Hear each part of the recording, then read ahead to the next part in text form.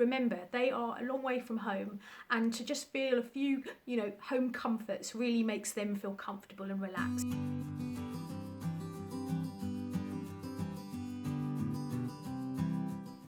Hi, I'm a full-time working mum, and I wanted to give you a few tips about how to make your au pair feel really at home. By now you've probably looked at the AuPairWorld website and you're having a think about having an au pair to help you manage your daily life, lots of children, or you may just have one and a busy job. You might have just so much going on that an au pair might seem like a really great idea, and it really is, and I recommend it thoroughly. It's a great cultural experience for your family, and of course, above all, it's about helping you out and making life a little bit easier for you. The most important thing about an au pair is that you make them feel really at home. If they feel at home, they'll do a better job, they'll feel more comfortable, they'll be more integrated into your family, and it'll feel so much more like a natural experience. A lot of parents that I speak to, colleagues, friends, always say, I've thought about getting an au pair, but the thought of having someone living in my house seems really intrusive. It doesn't have to be intrusive. It can be really, really natural and a great experience for you and your family. So here's a couple of tips on how to make your au pair feel really welcome and really at home, and just make life a lot easier for you all.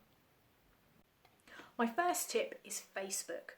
Moving away from home can be a real culture shock for some au pairs. So getting to grips with Facebook groups in your local area, having a bit of a research before they arrive, local courses, college courses, Facebook groups, really helps them to, meet other people in similar situations, be they au pairs or other students, helps them to build a social group, to get out, have places to go in their downtime. But really do look into this and help them find these groups, because they have been absolutely invaluable to me, and makes a very happy au pair if in their downtime they've got things to do and people to meet. My second tip is all about culture, yours and theirs. It's really great if you can encourage your au pair to maybe cook for your family or introduce them to a custom from their own culture. It's an exciting, enriching experience for your family, and also helps your au pair to feel really part of yours. Remember, they are a long way from home, and to just feel a few, home comforts really makes them feel comfortable and relaxed. So do encourage maybe cooking a meal once or twice a week, or just doing a funny, tradition that they might do in their country, but this always works. My third tip is space. Make sure when you get an au pair that they've got their own space of some description. I know many people might not have a spare room or a spare bathroom, but it's really important that the space you create for them is personal, and that you give them that space during their downtime.